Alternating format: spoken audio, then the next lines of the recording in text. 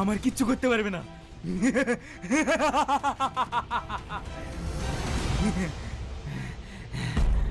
আপনি কাল কি মুক্ত পেয়ে যাবেন।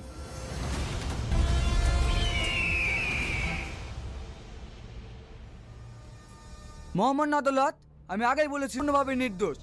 ওকে চক্রান্ত করে ফাঁসানো হয়েছে। তার বিরুদ্ধে কোনো সাক্ষী পাওয়া যায়নি। তাই আপনার কাছে আমার একটা আবেদন, আমার মক্কেলকে বেকসুর খালাস দেওয়া হোক। মিস্টার রোহন, এই বিষয়ে আপনার কিছু বলার আছে?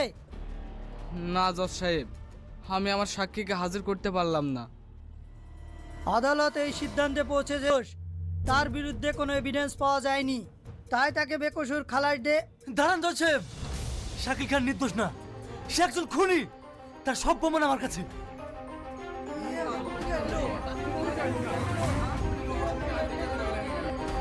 Order order order. ইন্সপেক্টর, আপনার যা কিছু বলার আছে কাঠগড়ায় এসে বলুন। মক্কেলকে খুনি বলছেন, আপনার কাছে কি প্রমাণ আছে? 25 জুলাই একই পরিবারের 4 জনকে নৃশংসভাবে হত্যা করেছে। তার ভিডিও ফুটেজ এই পেন ড্রাইভে আছে।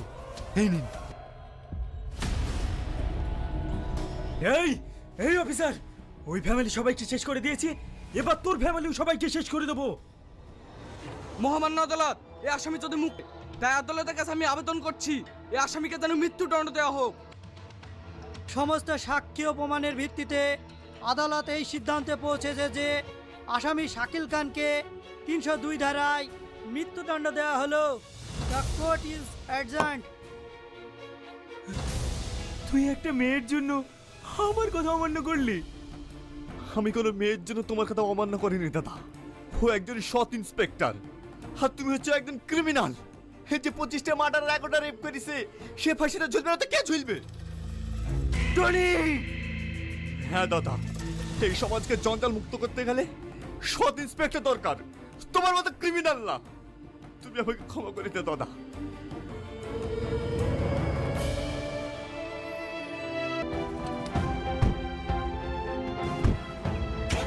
ভালোবাসার অভিনয় করতে, আর তুই তো সত্যি সত্যি ভালোবেসে ফেলিসি। তাই তোর মতন বেঈমান এই দুনিয়াতে থাকার কোনো অধিকার নেই। টনি, আইন নিজের হাতে তুলে নিও না। You are under arrest.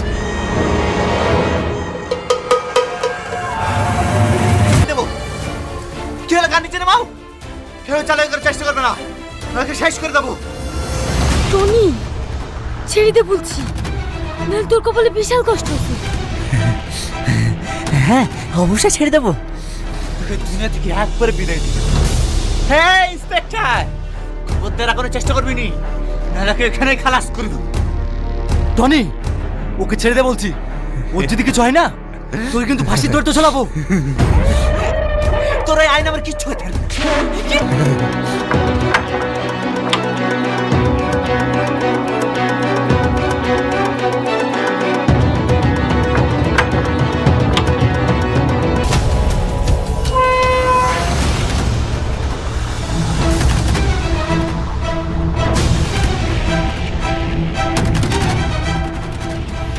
Salma, তুমি টনিকে মেরে ফেললা? হ্যাঁ স্যার, এরকম পাপী লোকের দুনিয়ায় বেঁচে থাকার কোনো অধিকার নাই, তাই আমি ওকে শেষ করি। আপনি আমাকে অ্যারেস্ট করেন স্যার। আমি আইনের কাছে আপ্রাণ চেষ্টা করব তোমার জন্য সাজা কম হয়। আর হ্যাঁ, আমি তোমাকে অনেক ভালোবেসে ফেলেছি। আমি তোমার অপেক্ষায় থাকলাম।